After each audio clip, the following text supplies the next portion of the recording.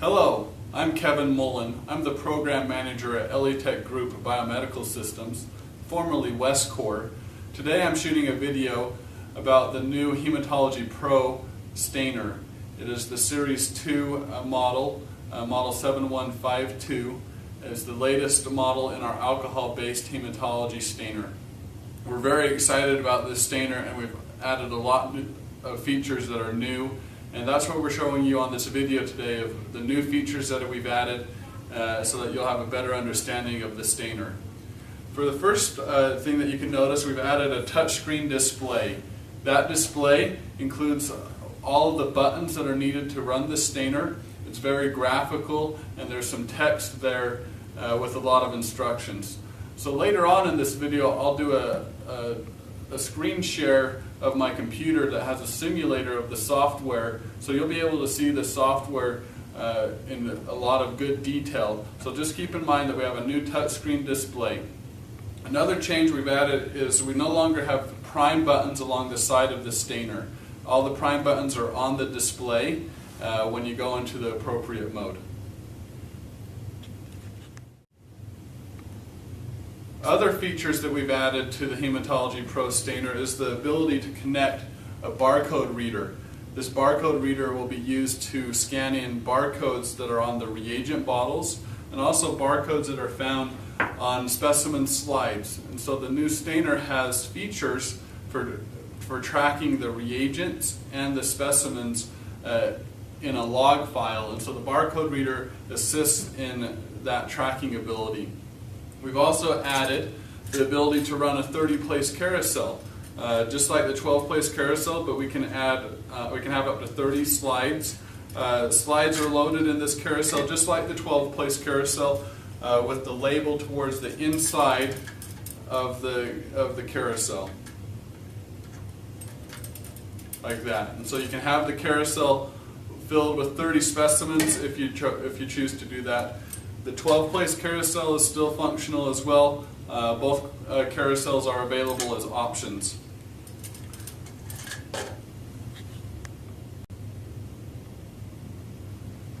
Another feature that has been added to the Hematology Pro stainer is the ability to have level detect on the waste container. We've had this 10-liter waste container for a little while now, but now this bottle has the ability to have a sensor built inside of it that detects when the fluid level is full and will alert the user when the waste bottle is full and needs to be emptied. Similarly, on the 5-liter bottle that's used typically for the A line on this stainer, we've added the ability to have level detect on this larger bottle as well. So users can fill this bottle full of the A reagent, and when it gets empty, there's a sensor inside that will alert the user that the bottle is empty and needs to be refilled.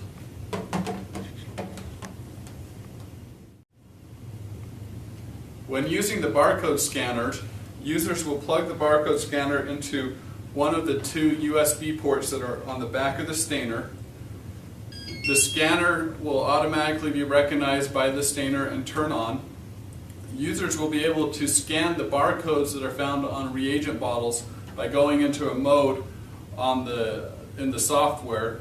I'll cover this later when I do my screen sharing, but as an example, I can select the B reagent and take the scanner and scan the barcode for the B reagent, and the information such as reference number, expiration date, and lot number are all recorded and can be saved, so the stainer knows what lot, what reagent is being used in the B position on the stainer.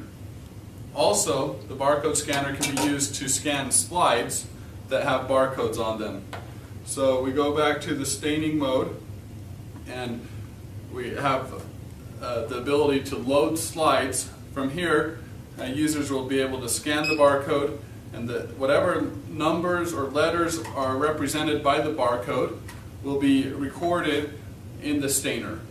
And so you can have up to 30 specimens if you're using a 30-place carousel, and each one can have different identification numbers or letters that identify them, and the barcode reader is used to read those barcodes.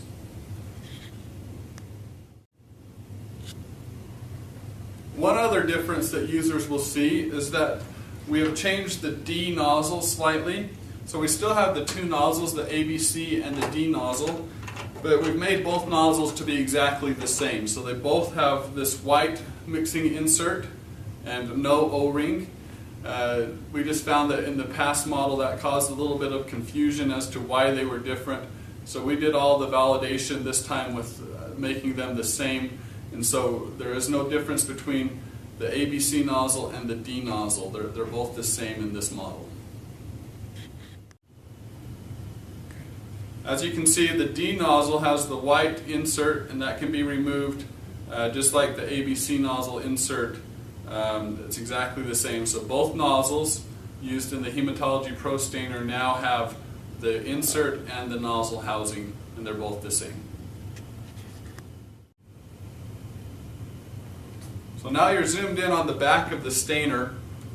So this is the port for the A-line reagent bottle. So if they're using the 5-liter bottle, they can simply plug in the cable that goes with it, and now it will be connected and you'll have level detect on the 5-liter bottle.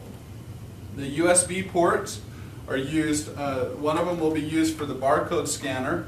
We recommend you plugging it into the one that's on farthest away from the Ethernet port. This other USB port will be used for software updates and also exporting the log file. So you can export log files to a USB key, and that's what that port will be used for. The Ethernet port is not in use right now. It's for future updates where we may have network capability of connecting the stainer to lab networks and various computers. This other port is for the waste container. If you're using the waste container for level detect, you just plug that in there and secure the cable. You see we still have a waste tube that has not changed. So you'll still connect the waste tube to the waste bottle, but now you just have a cable to connect the level detect to it as well.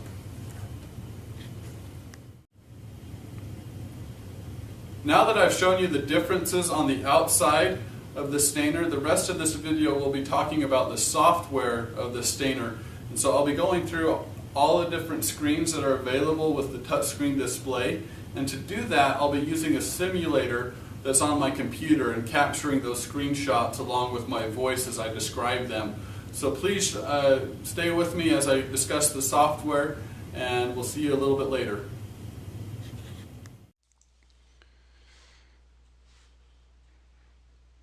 This is the simulator for the 7152 or Hematology Pro model, and for the next little while I'll be sharing the simulator with you and showing all the new options that this software for this stainer brings to us.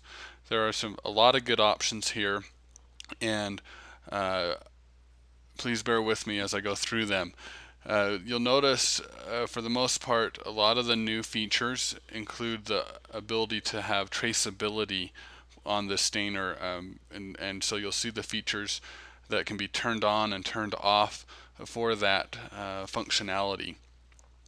Keep in mind that the stainer can be very simple to use without many changes, or it can be very complex with a lot of changes. We've designed it to allow users to enable different functions or disable functions if they don't need them in their particular lab. I'll be showing you all the possibilities on this simulator for the remaining of the part of this video, and hopefully you'll follow along and you can refer back to this video when you're in front of a stainer or in front of a simulator and follow along personally as well. So again, this is the main screen. This is what users would see on the stainer when they turn it on for the first time. This part of the simulator is as if I was using the simulator or the stainer myself. You notice I can put in a carousel and close the lid just like I physically would, and you'll see that I'll use this part, pretend like I'm actually doing those functions in order to show you the functions and how they appear on the screen on this part of the simulator. But this part of the simulator is what users see on the screen They do not see this part. This is only for training and for using this simulator purposes. So again, a few things you'll notice right off the top of this simulator is we have the date and time displayed up at the top. We also have the reagent bottles displayed here on the right. As reagent bottles get emptier, and if they have level detect turned on, you can see them get emptier. So if I push 1/3 there for the A, you'll see that the color changes. Same thing for the B if I went to 2/3. So as those reagents get emptier, we have that graphically displayed on the front part of the screen of the stainer. So I'll turn those back to full. You'll notice we still have a maintenance button, we still have clean buttons, we have a cytocentrifuge button, we have a programs button, a start button. From here, you'll notice you can program the number of specimen slides. We no longer have all the numbers displayed, so when users are running programs, if they have 3 slides, they'll need to select the next highest number. So in this case, it would be 4. If they have 7 slides, they can select 8. So that is a little bit of training the users will have to become familiar with, is just knowing that we don't have the odd numbers displayed here, and they just select the next highest number. Or if they have 10 slides, they'll need to select 12. You'll also notice that we have 16 in full. Again, we have the ability to run the 30 slide carousel on the Hematology Pro stainer now. And so users can select a partial load in the 30 slide carousel, which is 16. Now if the user accidentally presses 16 slides but runs a 12 slide carousel, the stainer will detect the 12 slide carousel and run it as if it's a full 12 slide carousel. So it is a little bit foolproof in that case. Again, if they're using 12 slide carousel, 12 and full would be the same. They're equal to each other. But if they're running a 30 slide carousel, all of these would be partial loads for that carousel. You'll also notice 2 buttons here at the top. We have this question mark and this information button. This question mark is a help screen. So if I press this, it will load a help screen on the stainer. So every screen, well, a lot of screens have this help button, and the help button provides specific help for that screen that you're on. So this is the main screen, so it's providing the main help. So we have a link that would take us to what are the help screens and what function they provide. We have a link for basic operations. So if I press that link, you'll see loading the carousel. So if I press that help screen, we have information on loading the carousel for the Hematology Pro stainer. So again, these are displayed on the stainer, so it's like a manual being on the stainer itself. We still provide a written manual, but in this case, users will have these help screens almost like a quick start guide displaying on the stainer itself. So that's a nice feature that's been added. So I'll cancel out of the help. The information button we'll cover a little bit more later, but if I press this, it gives me system information about the stainer. So it will give me the model number, the serial number of the stainer, which is really nice. We've had a lot of people tell us that they would like to have the serial number displayed at the front rather than having to look on the back of the stainer all the time for the serial number. The serial number is still displayed on the back of the stainer, but it's just now also displayed on the front here in the software. We have a software version, language version, firmware version. All those are displayed. We also have the total number of stain cycles, system clean cycles, carousel clean cycles, and cytocentrifuge cycles. So this is like an odometer in a car. So it's just keeping track of how many cycles are being ran. And this is nice, mainly maybe for service people. You can go in and see, okay, if they've ran 250 stain cycles, but only 3 clean cycles, then you can train them and say, no wonder why you're having nozzle plugging issues, or having issues with the valves. You're not running enough clean cycles. And so we're recording those.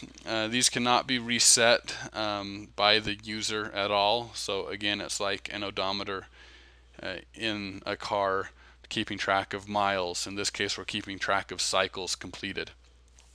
From this system information screen, we also have the system setup button. We'll talk about this a lot here in a little bit, so I won't press that button at this time, but we'll talk about that and all the functions that are involved with that system setup. So let me go back to the main screen. So from this main screen, there's a few things. So let me press the maintenance button. So this is where the prime buttons are now located. If you recall from the live portion of the video, I told you the prime buttons are no longer along the right side of the stainer.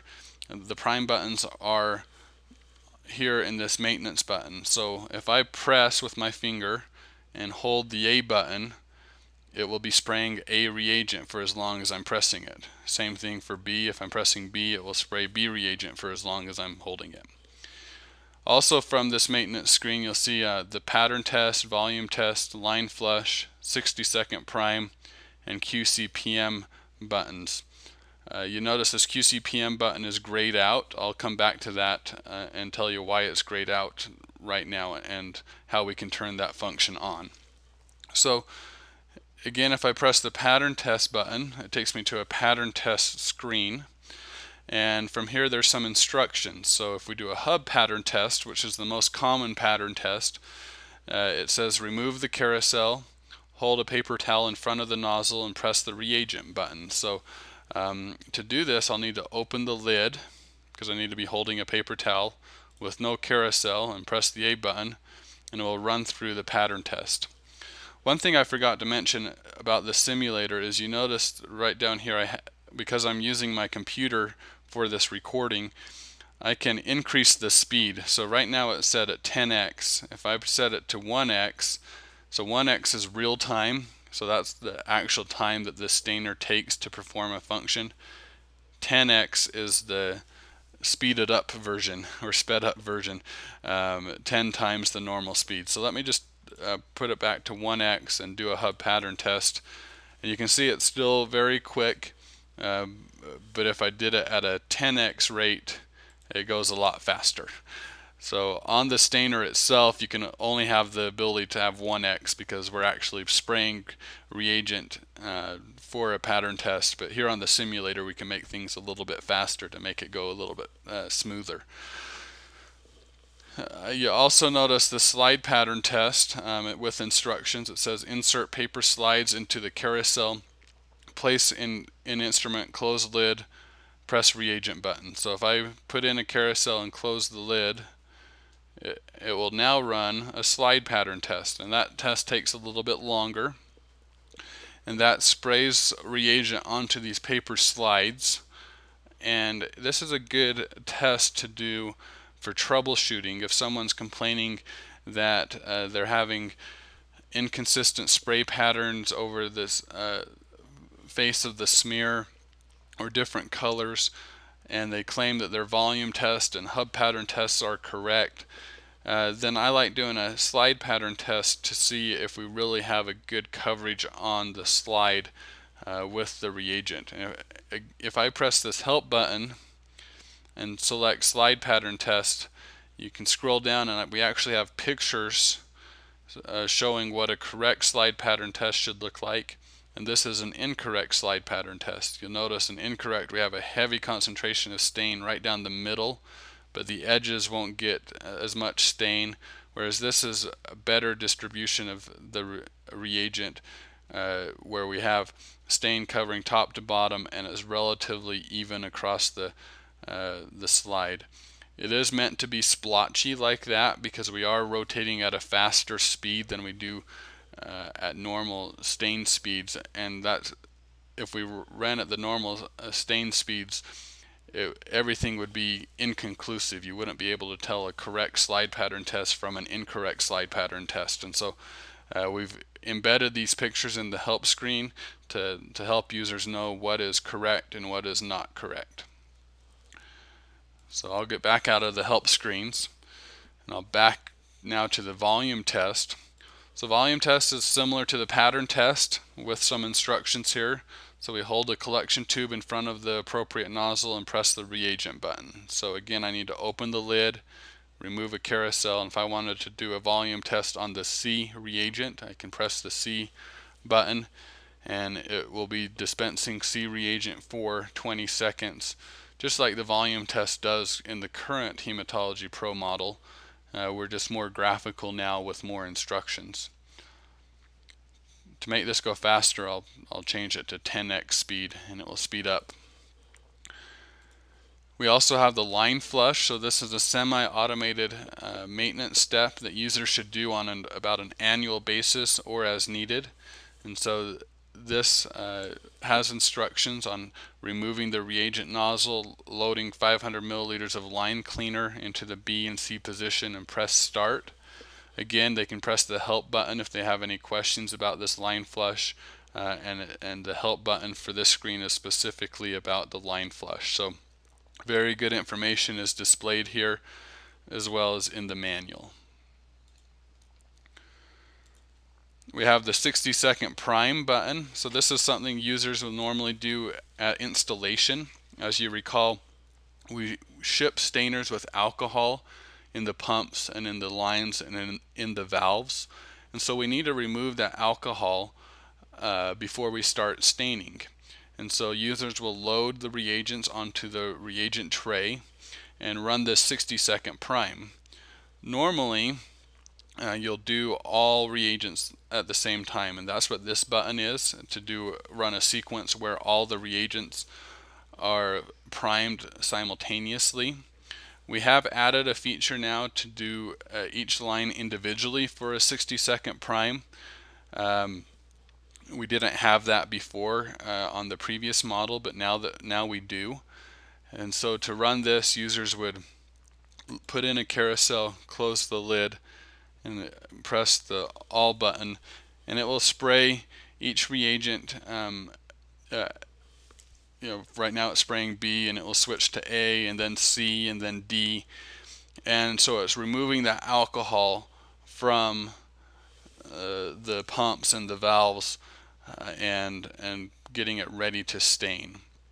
This is absolutely necessary. We do have a few calls from current users that where they didn't do this prime and their first staining doesn't look very good because it's staining with a lot more alcohol and less stain than we anticipate.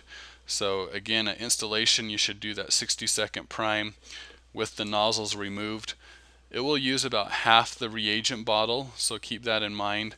But that is absolutely necessary for staining well at the very beginning of installation. So when the cycle is complete, I can press the check mark and it takes me back to this 60-second prime screen. Okay, again, I'll come back and talk about this QCPM button, but for now it's grayed out and it's not active. So now if I press the back button and it takes me back to the main screen, with this model I have pressed some prime buttons and done volume tests.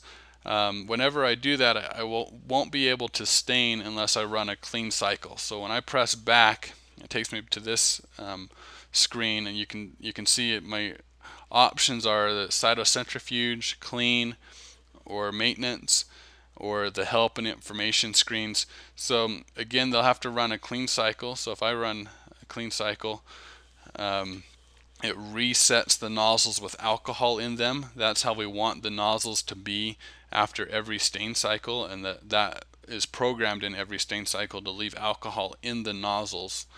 And so a clean cycle brings the stainer back to that state where there's alcohol in the nozzles, and now we're back at the main screen. So we've covered the maintenance button. Now the clean button, there's actually two buttons here. This is the system clean, and this is the carousel clean. So we've had those clean functions, the same clean functions on the previous model.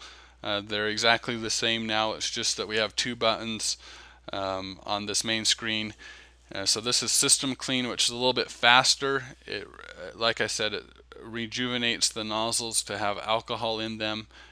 The Carousel Clean sprays a little bit more alcohol, and it's designed to help keep the carousel clean. So on a routine basis, they should run system cleans maybe 2 or 3 times a day, depending on use. If it's going to sit idle for a few hours, they'd want to run a system clean, and they may want to run a carousel clean once per day to help keep that carousel as clean as possible. We know from experience the carousel won't be 100% clean, and so they still may need to supplement the cleaning by hand in a sink if they want to keep that carousel clean. So from here as well, you can see this Programs button. So if I press Programs, you'll notice I have 12 programs already programmed on the stainer. And those of you that are familiar with our previous model, you should recognize these names. We have Rapid, Wright Giemsa, May Grunwald Giemsa, and Custom. And the 4, 5, and 6 correlates to the intensity for each of these stain modes. So a brand new stainer will come with these 12 programs on them, and you can use any of these programs, or you can edit them however you want to. So let's say I have a user that likes Wright Giemsa number 5. I press Wright Giemsa 5. It takes me back to this main screen, and the program, the name of it is actually Wright Giemsa 5, but then you can see there's a description about all the different settings. So we have the mode being Wright Giemsa, intensity 5, the fix is 4, the red-blue ratio is 50-50, a spin is 40. They can actually click on these 3 dots over here and see the rest of that. So we have the dilute red-blue, which is 50-50, and the rinse, which is 4. So it can be very simple. Users can now select the number of slides with the carousel in and the lid closed. They can press start, and it would run the stain cycle just like it has always done before, with that Wright Giemsa 5 program selected, and it's running that program and staining the slides according to that program. So I'll go ahead and stop this to interrupt it. Oh, because I stopped it, I need to run a clean cycle because I didn't let it finish with alcohol in the nozzles. So let me press the program buttons again, and now let me press the edit button. So you can see I can edit any one of these programs. I can use the scroll bar or the arrows. So again, this is a touch screen, so the scroll bar is big enough for them to slide it up with their finger, or they can just tap the arrows to move it up and down. You'll notice that the add button is grayed out right now, and that's because we can only have 12 programs programmed in the stainer at once.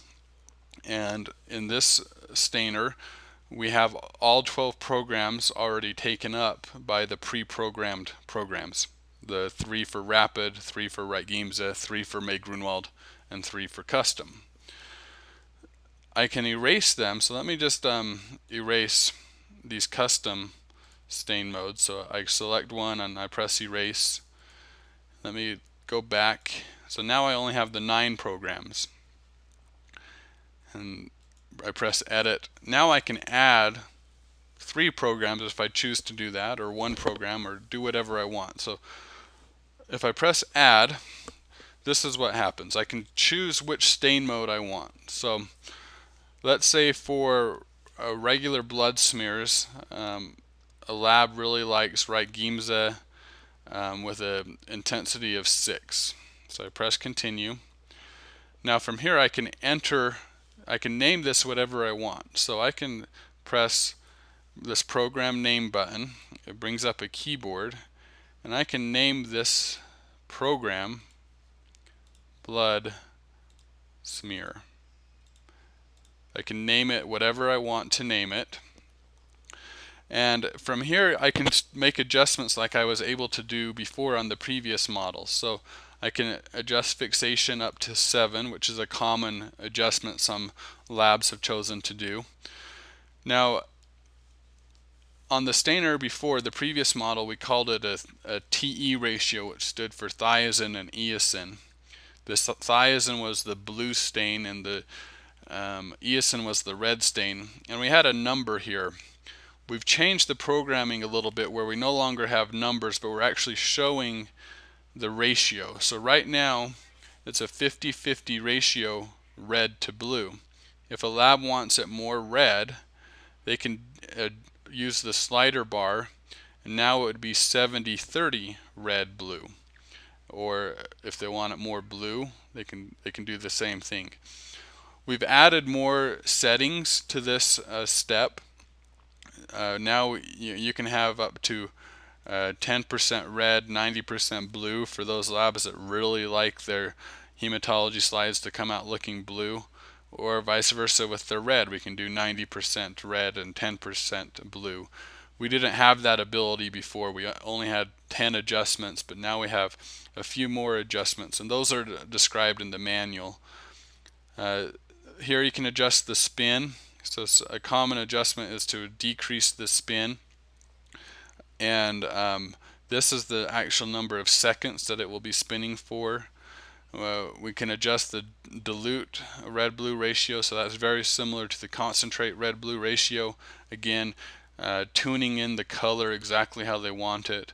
And another adjustment, common adjustment, is the end rinse. Now this is a setting like the intensity and the fixation, similar to how the previous model worked, but this is how we can increase the end rinse.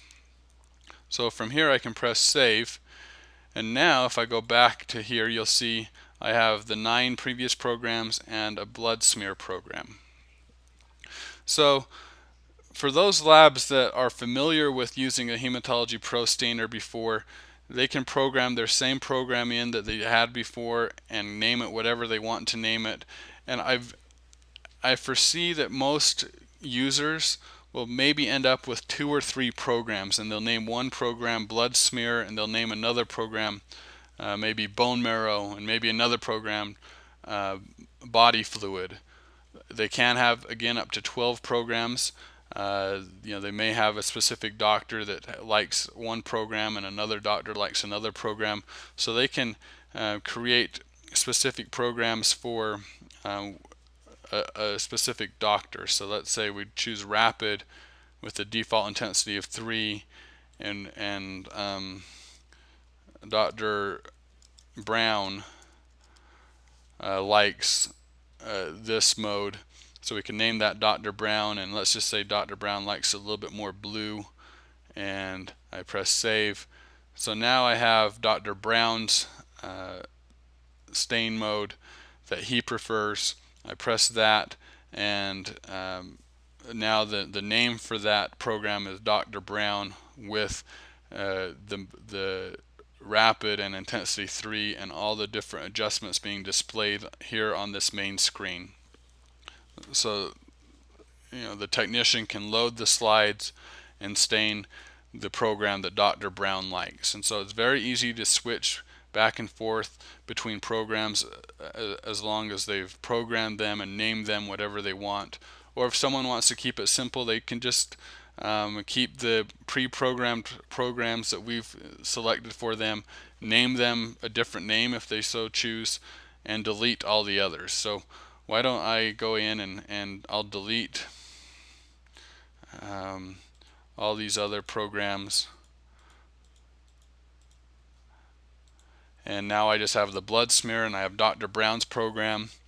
Let me program one more. I'll call it the bone marrow. So bone marrows, we found that a lot of labs like custom mode number 6 as the default. So I press continue, and let me enter the name. So bone marrow.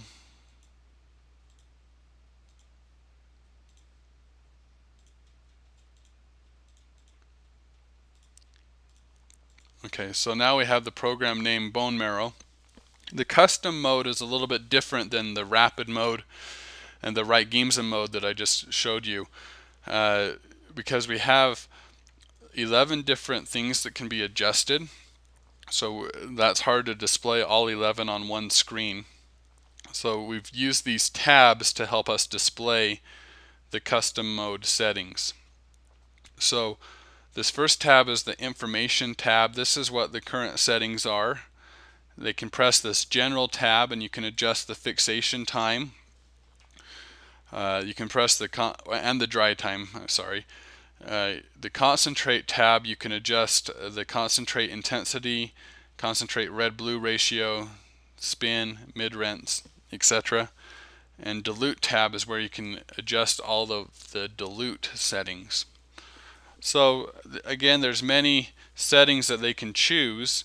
When they choose a intensity 6, like we chose from that first screen, it has settings already programmed for that intensity 6 that are the same settings that we had on the previous model. So if they haven't made any adjustments on the previous model, then they can keep it at intensity 6 and leave it that way, and we can press save. And now we have this bone marrow program programmed in. So we have a blood smear, Dr. Brown, and bone marrow. So those are the 3 stain programs that a lab may choose to create and leave for their technicians to choose what program to use depending on the sample type or the doctor viewing the slides. So again, I can just press blood smear and it takes me back to this main screen, and here's our program for the blood smear. The Cyto button works very similarly as the programs button. We press that. We have one program pre-programmed in, and that's this example program, which is 1,000 RPM for 5 minutes at a high acceleration. Users can create and name other programs. So if I add a program, I can call this one CSF for cerebral spinal fluid, and they may choose an RPM of 800 and a time of 3 minutes at low acceleration and press save. So now they have the CSF program, so they can choose which program to run, and the details for each program is displayed right here, and they can just simply put in a rotor and press start, and that program would run. And so they can, again, they can name their programs whatever they want to name them for this, maybe the sample types that they're looking at. So they may have some microorganisms they're looking at.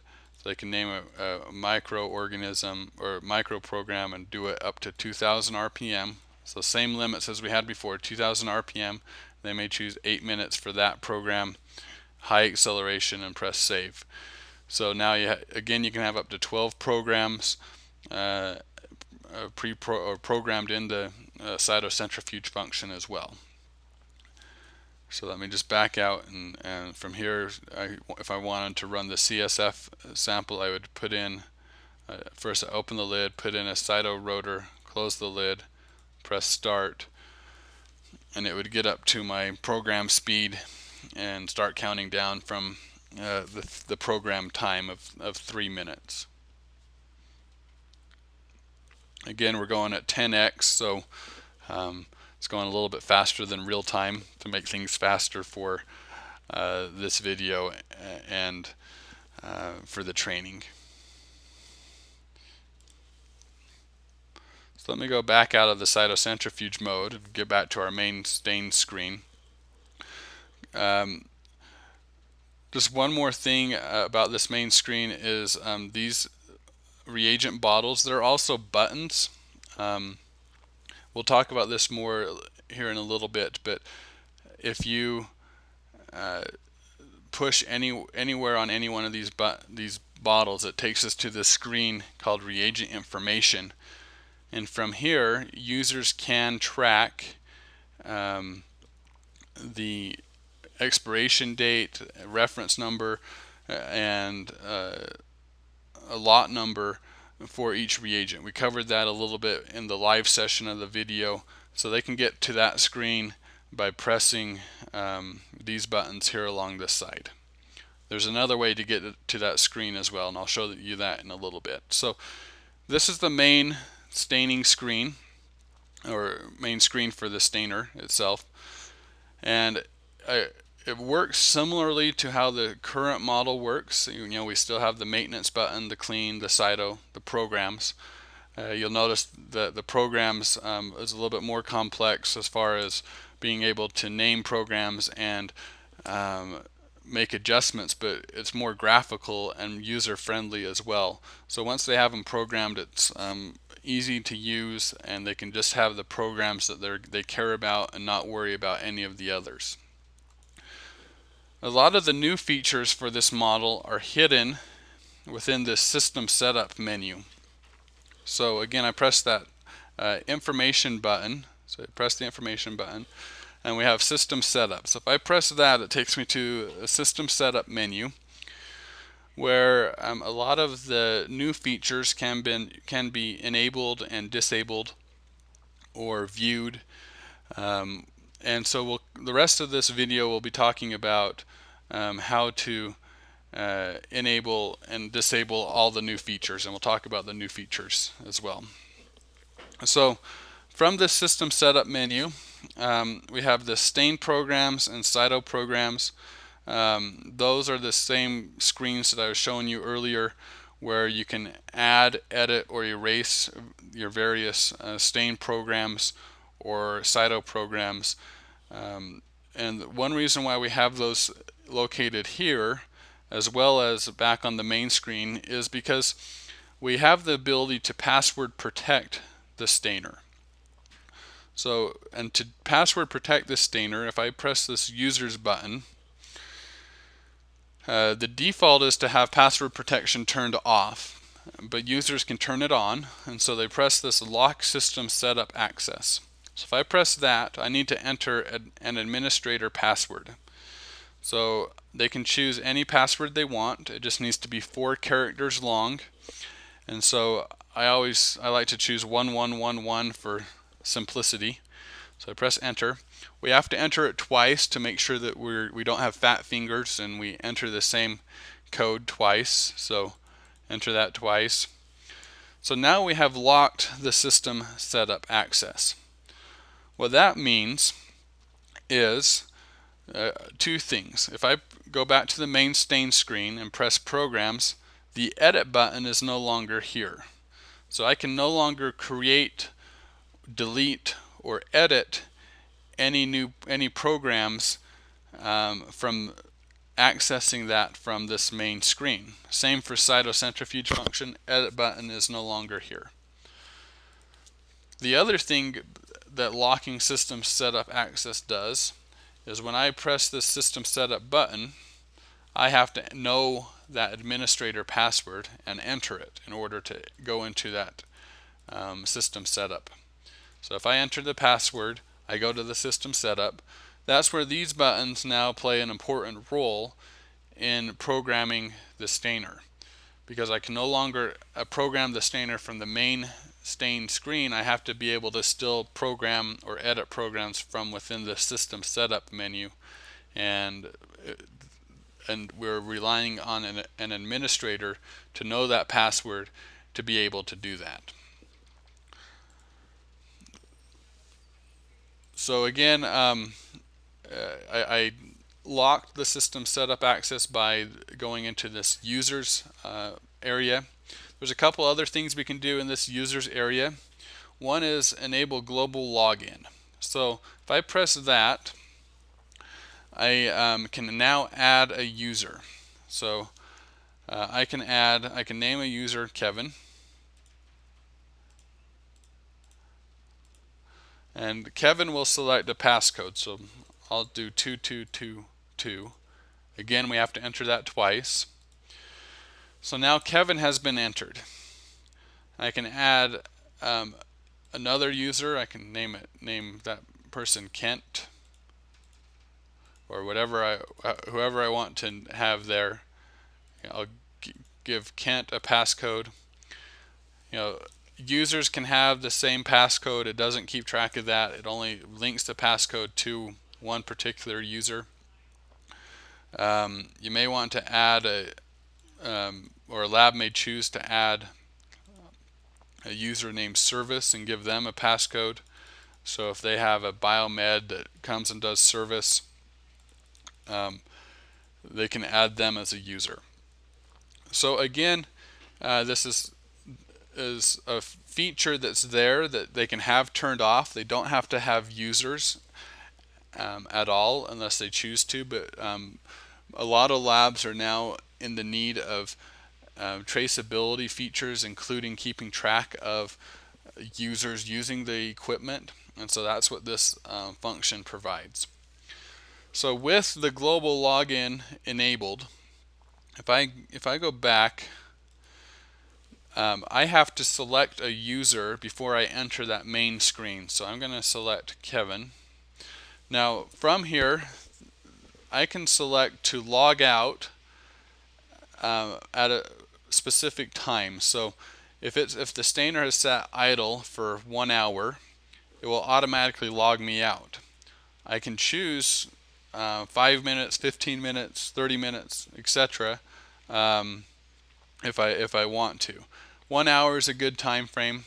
So again, if I press login, I have to enter Kevin's passcode, and now Kevin is logged in.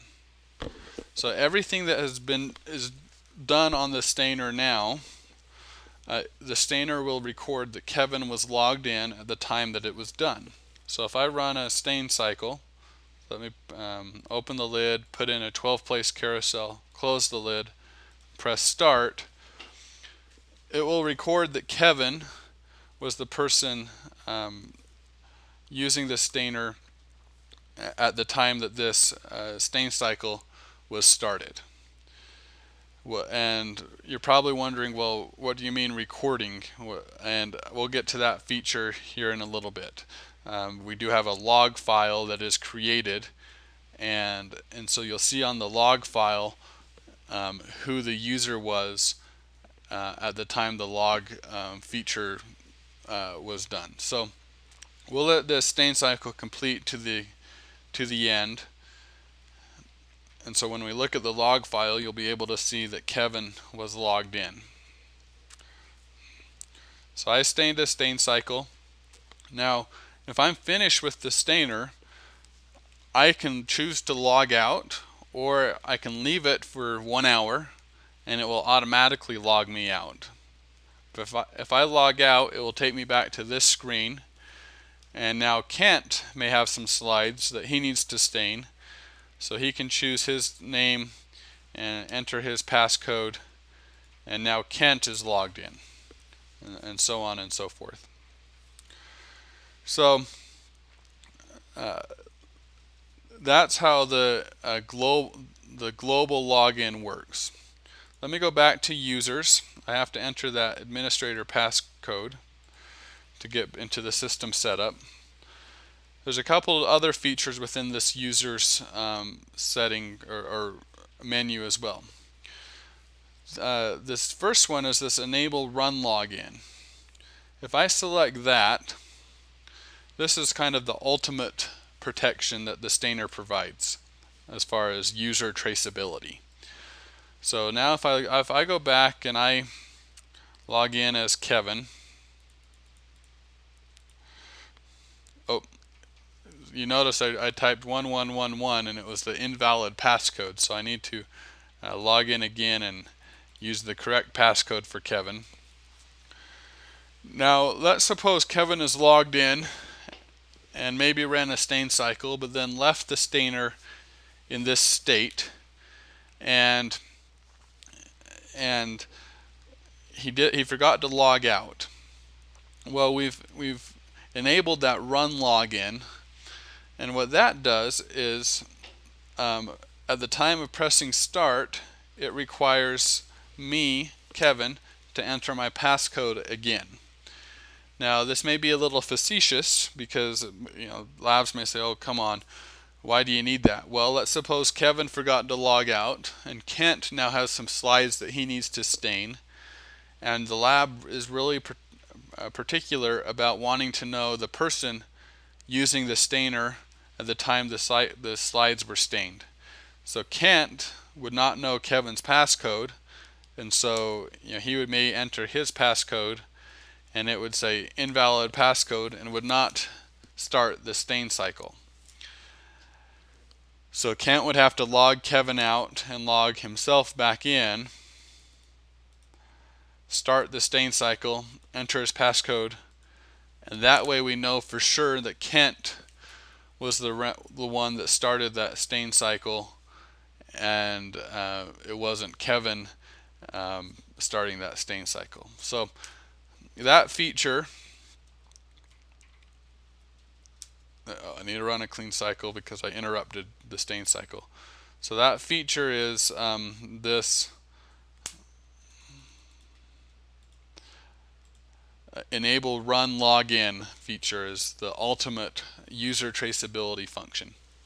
There's one other feature here, and that's this allow user system access. So let's say Kevin is also a lab administrator and he knows the administrator password. I can allow that user system access. I may want to do the same for service because they may have to perform service. And so what that means is if Kevin is logged in, so Kevin's logged in, he's able to enter the system setup without having to enter that administrator password. So you notice I press that, it knows Kevin's logged in, so it automatically put me into system setup without entering that administrator password. However, if I log out and if Kent logs in, we did not give Kent administrator access, so if Kent logs in and he goes to system setup, he has to enter the passcode before he can enter the system setup menu. So that's the user's function. I'm going to turn this off. Now one thing, when I turn off the lock system setup access, it will make me enter the password one more time just to make sure it knows that I'm an administrator and I know the password.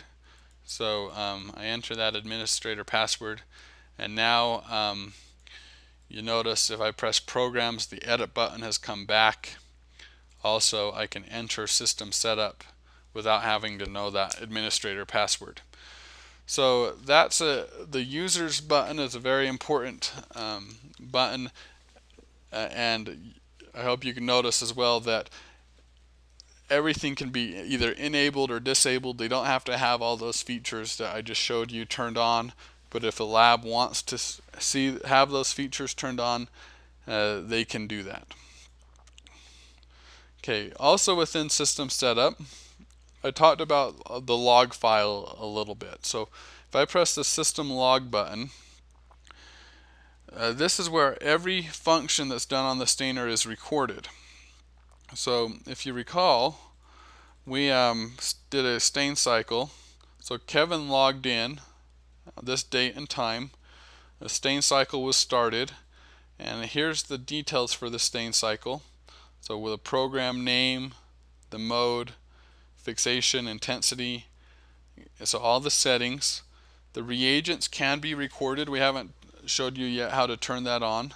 The information, so if I did 12 slides out of a 12 slide carousel, so the first button is the number of slides selected to be stained.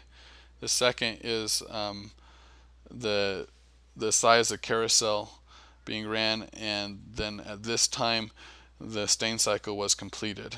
Then Kevin logged out and Kent logged in, and so everything that's done is recorded in this log file.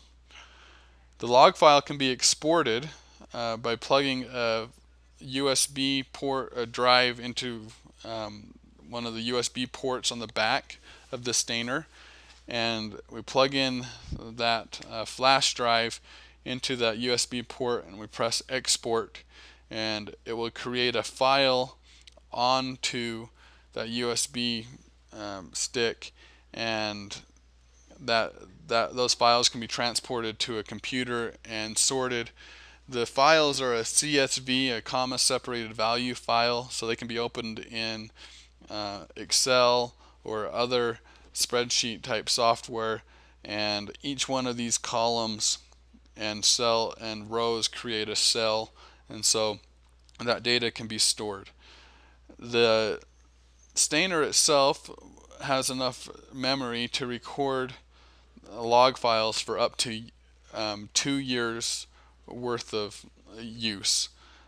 Each week for each year is recorded, and each week creates its own separate CSV file. So when you press export, every week that is still saved on the memory of the stainer will be created as a separate file on the flash drive. Another button in the system setup menu is this QC maintenance button.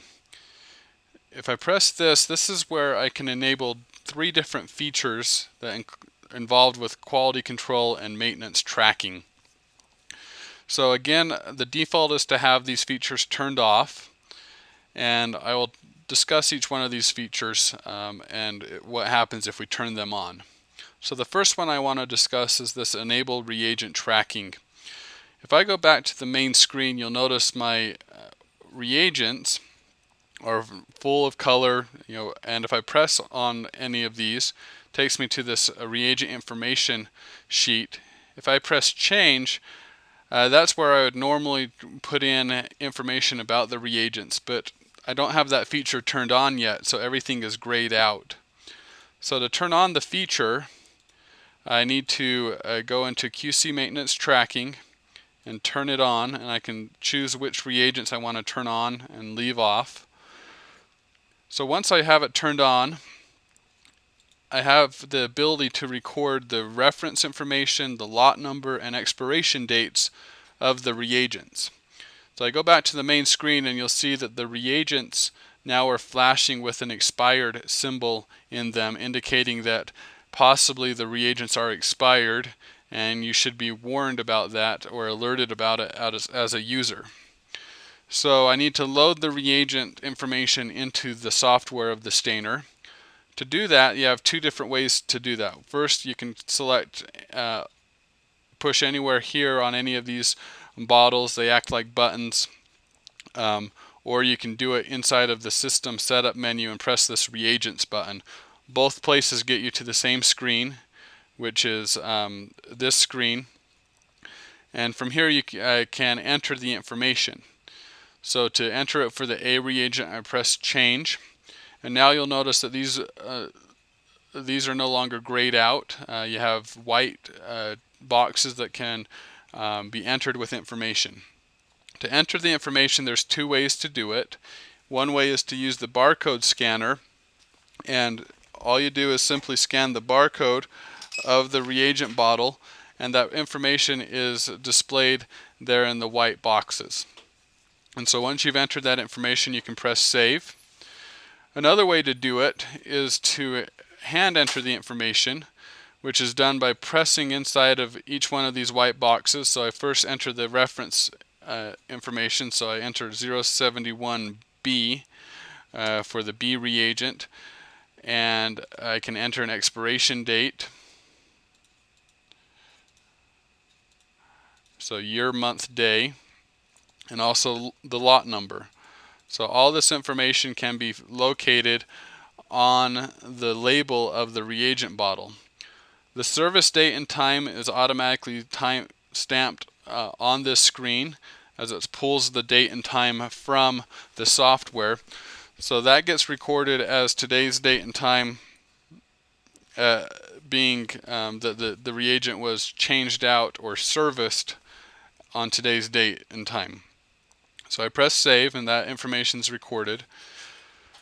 Also, the information, the stainer knows if you've loaded the correct reagent in place or not. So in this case, it's expecting C reagent. If I scan B reagent instead of C, it will indicate invalid reagent. And so in the barcode, we have information that the software looks for and make sure that you have the proper reagent. So if I scan the proper reagent for C, the information is recorded. Now the D reagent is a little bit different because users can supply their own methanol, or they can use our methanol or use Aerofix. You'd notice if I was back at the main screen, that D bottle wasn't flashing with the expiration symbol. It stayed there because some users may choose not to track the D reagent because they may not have information from their methanol. So we left that open.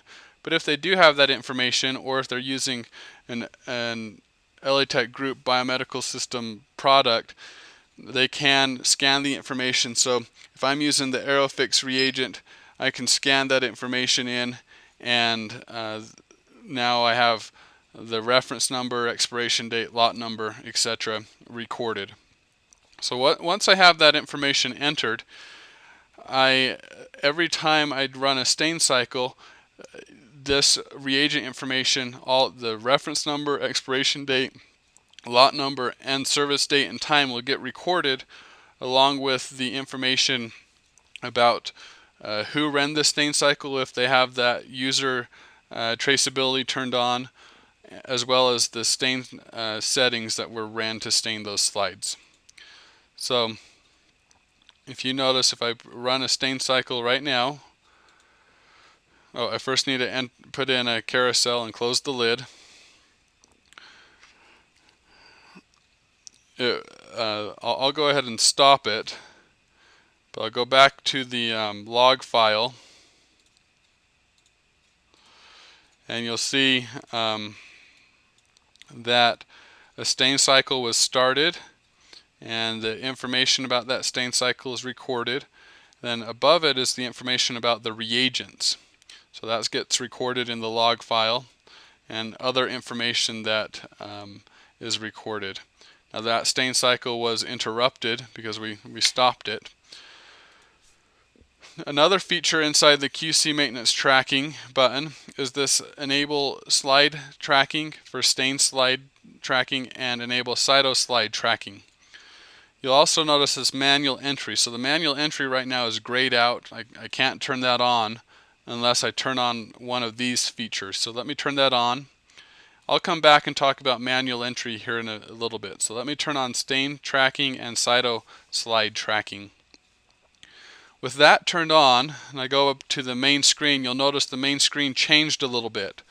I no longer have the number of slides on the bottom of the screen, and also the start button changed to load slides. What happens here is if I have the program set to what I want it to be, so now I have blood smear, I press load slides, and now it's expecting me to scan information that is contained on barcodes on slides.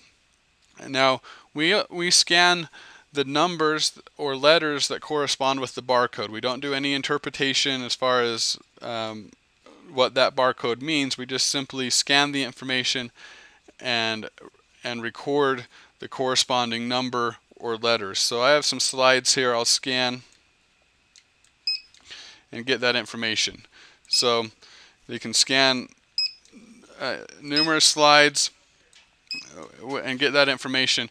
You'll notice that the number of specimen slides increases as I scan more and more slides. So if I scan this same slide or alternative or other slides over and over again, the number of specimens actually increases with the more I scan. So that's a nice feature in that you can you no longer have to program the number of specimen slides. It does it for you automatically based on how many items you've scanned. So right now I have 8 slides that I've scanned. As soon as I go to the 9th slide, the number of specimen slides jump to 12 because it's expecting me to load the carousel with 12 slides. Now if I've scanned too many slides, I can select one and remove it, and so that's one way to get rid of maybe duplicate scans or some that maybe you scanned accidentally. So once you've scanned in the number of slides that you plan to scan, you simply press Start, and those slides will be stained, and the information will get recorded that those were the slides that were stained at that time. So I'll let this stain cycle run to completion, and then we'll go look at the log file and show you how we record that information in the log file.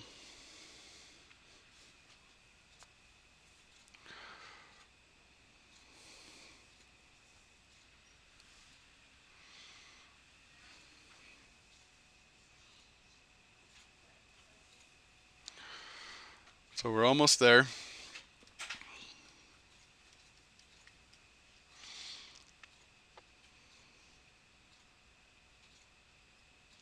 Okay, so the cycle is now complete.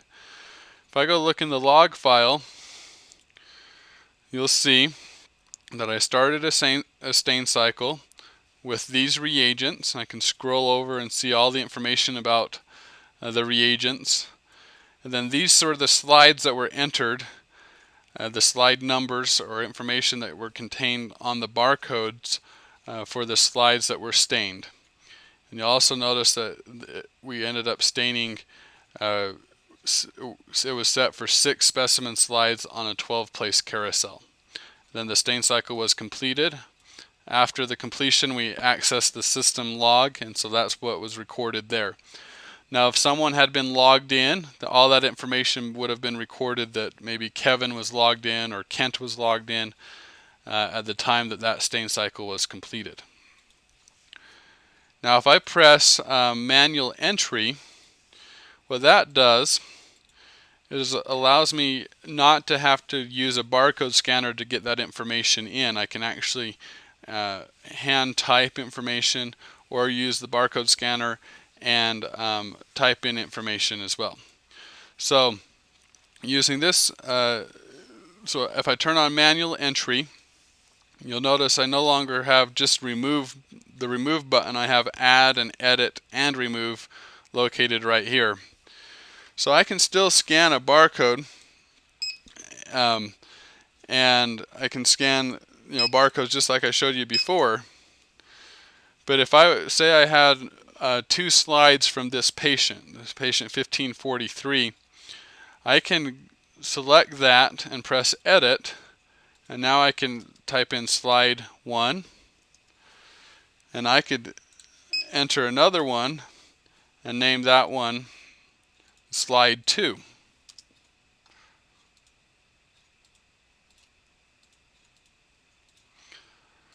Or if I don't have a barcode scanner, I can add a slide. Maybe the patient identification number is WE3456.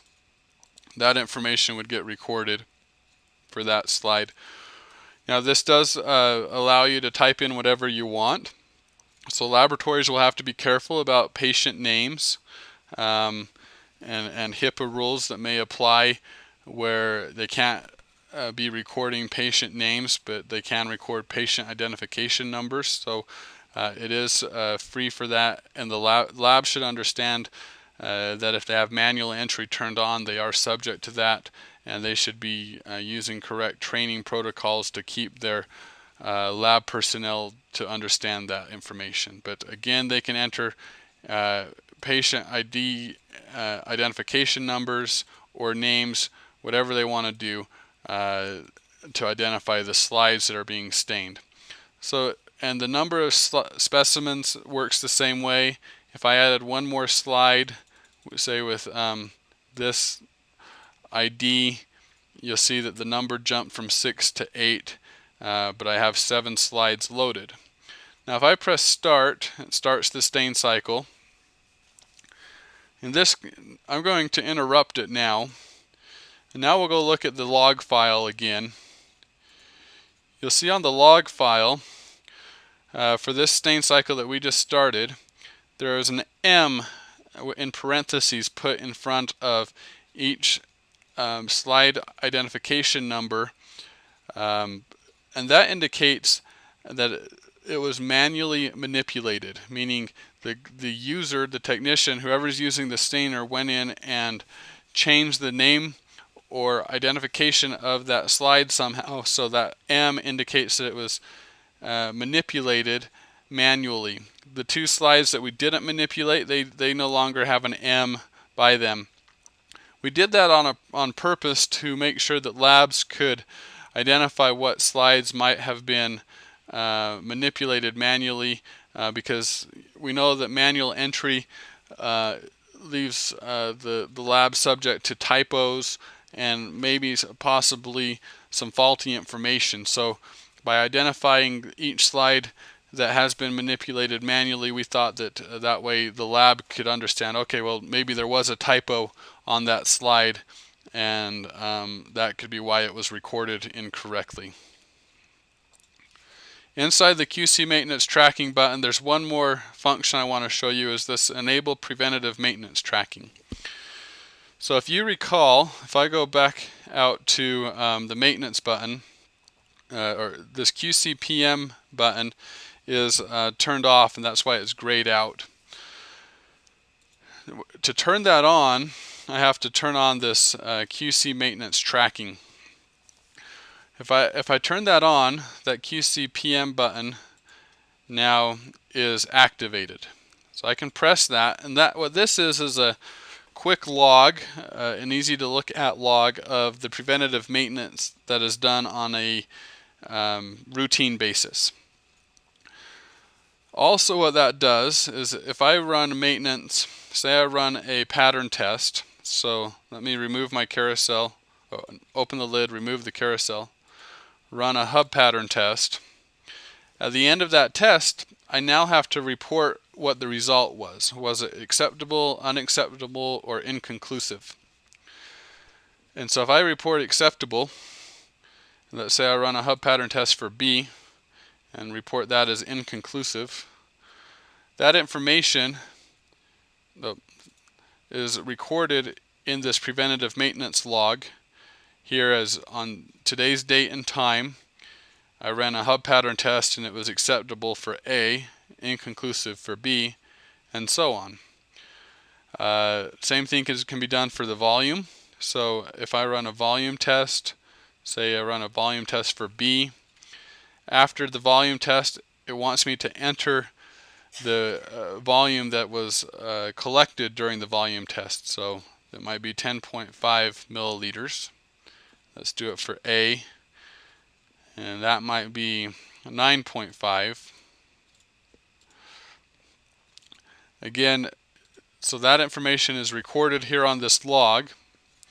It's also recorded in the log file within System Setup. So you'll see here I did a volume test for B and I recorded 10.5. Did a volume test for A and recorded 9.5. Also for the hub pattern test was acceptable on A. On B I recorded it as inconclusive. So it's recorded in two different places.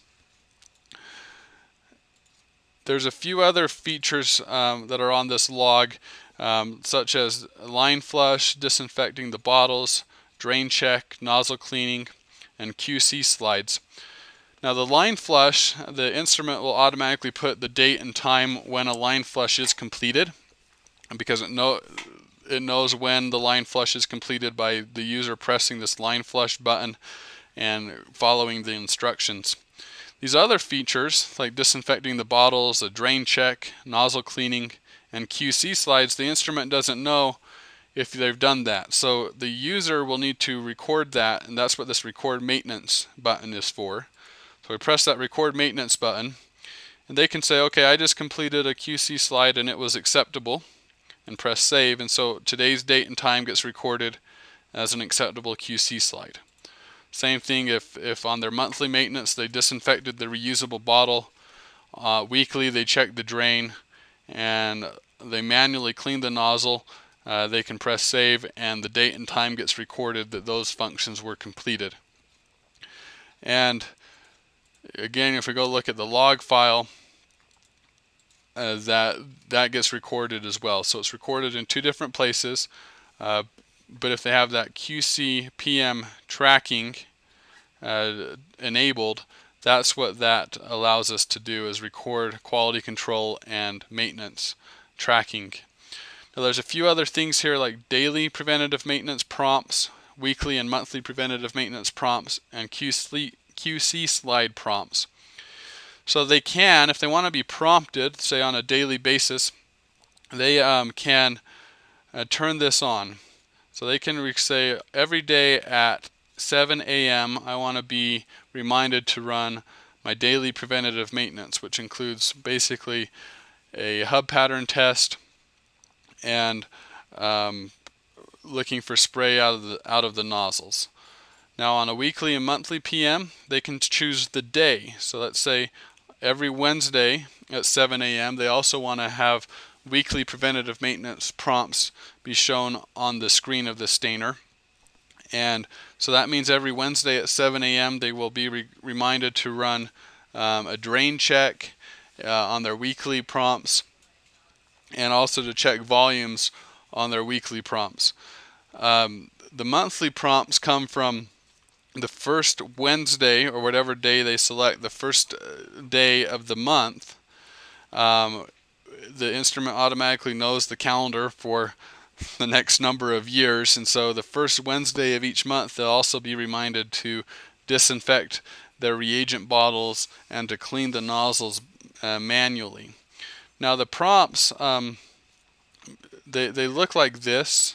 Let me open this up, and you'll see they look like this, where it says time to perform hub, spray pattern test, spray volume test, and check drain. So this is daily and monthly prompts. Now a user, it doesn't force the user to use or to do these preventative maintenance features. They just would simply press this check mark and disregard them. All they are communicated prompts that they should perform those. It's time to perform those, and it's just a nice feature that users may choose to have activated, and that way they'll be prompted. The QC slide prompts works very similarly. They can choose to be prompted to run QC slides every day at a given time, whatever they choose. Let's say it's at 8 o'clock at night, they want to run QC slides, or they can choose a day of the week to be prompted to run QC slides, or never, if they don't feel like that prompt is important to them. So again, those are the prompts, and that's what's in the QC maintenance tracking button. So going back to the system setup button, there's a few other buttons that we haven't talked about yet. One is this level detect button. This is where users can choose to enable level detect or to disable level detect, and also to use a level detect on the waste bottle, or to use a larger bottle like the 5-liter bottle for the A reagent. So if they choose to do level detect on the waste, they can turn on the external level detect. And if I go back to the main screen, let me first run a clean cycle. I need to install a carousel and close the lid. So now you'll see the waste bottle up here, and that is showing that the waste bottle is empty. If it's full, it will look like that if they have that level detect for waste bottle turned on. Also, inside this level detect setup button is where they can zero and calibrate their level detect. So the user should zero their level detect whenever the stainer is being used for the first time, or if they've moved the stainer, because the sensors that are on the tray are like little balances, and so if they get moved, they need to be zeroed at no weight, and so that we can reset them. So they press the 0 button. There's instructions that say remove all reagent bottles and press start, and it goes through a zeroing process for just a few seconds, and after it's been zeroed, it's now been completed. The calibrate button is something that you won't do on a routine basis. Calibrate is only done if the reagent bottle is maybe half filled and the tray is indicating that it's empty, or if the bottle does by chance empty and the tray is still indicating that it's not empty yet. So users at that point may choose to zero first to see if that solves the problem. If that doesn't solve the problem, then they'll want to calibrate, and in order to calibrate, they have to have a full reagent bottle. So first they have instructions to remove all reagent bottles. They zero it first, and then it says insert a full reagent bottle, press start, and then it goes through the calibrating process with that full reagent bottle. So that's where zeroing and calibrate are located. This language button is where users can select to change languages on the software of the stainer. So right now we're intending to have English, French, German, Italian, and Spanish for the stainer. So if they want French, they can simply select French, press the check mark, and now the words that are in the software are translated to French. And so you'll see that everything is translated, and the idea is to make it easier for those users that speak other languages. Again, they can change the language to Spanish if they choose to do that. Pretty self-explanatory. And this is a very nice feature that's been added in the Hematology Pro stainer, is having the multilingual software descriptions displayed on the screen. Let me change it back to English because my Spanish isn't very good. A couple more buttons is this beeper button. From here the user can change the volume of beeps that they hear from the stainer. So if they have a loud lab and want to hear a beep whenever the cycle is completed, they can simply use their finger and drag this sliding bar across and make the beeps louder. Or if they don't want beeps, they can turn it all the way down, and that way they won't hear them. So it's user dependent on what they want to hear for the beeps. Setting the date and time.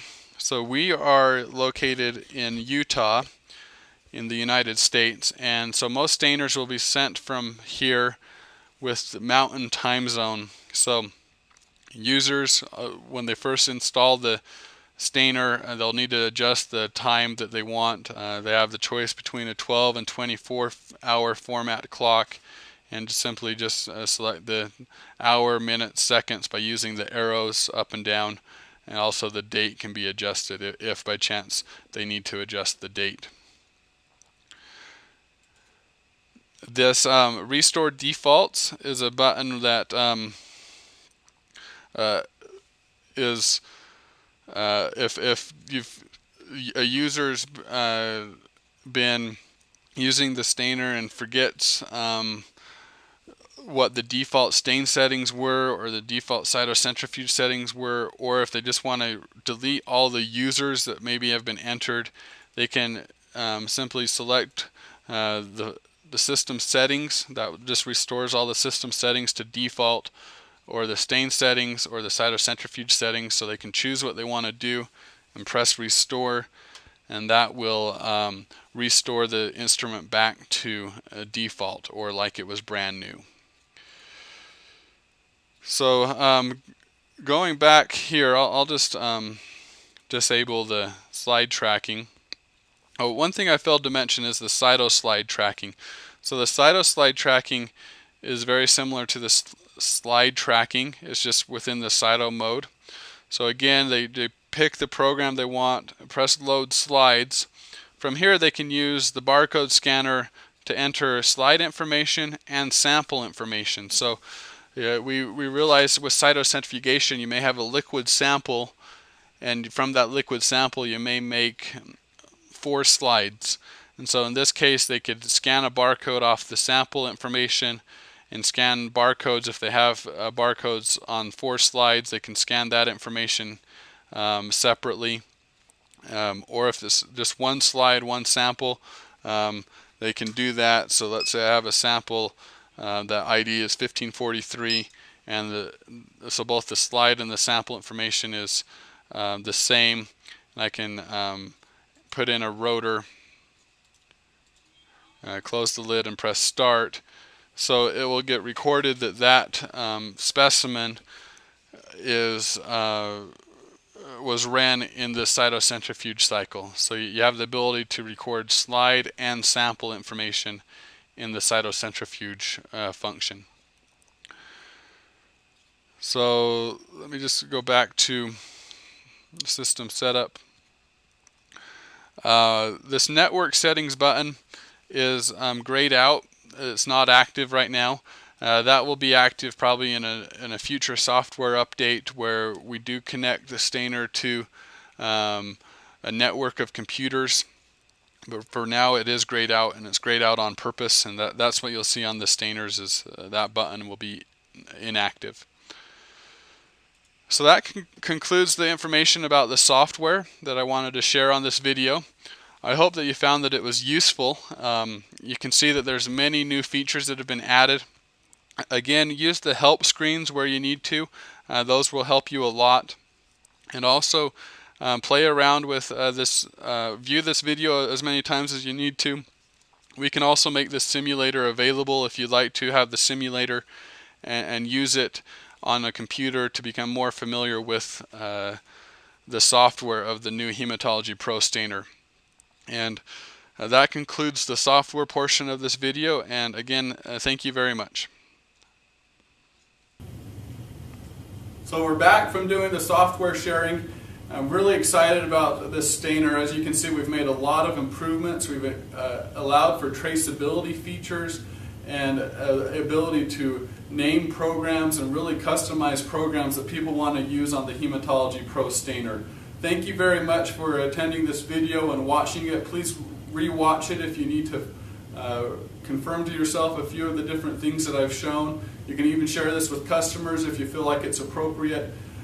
We're very excited about this stainer. We know it's very successful. It produces great staining of hematology slides and all other hematology staining that needs a Wright Giemsa, May Grunwald, or other stain modes. We're excited, and good luck.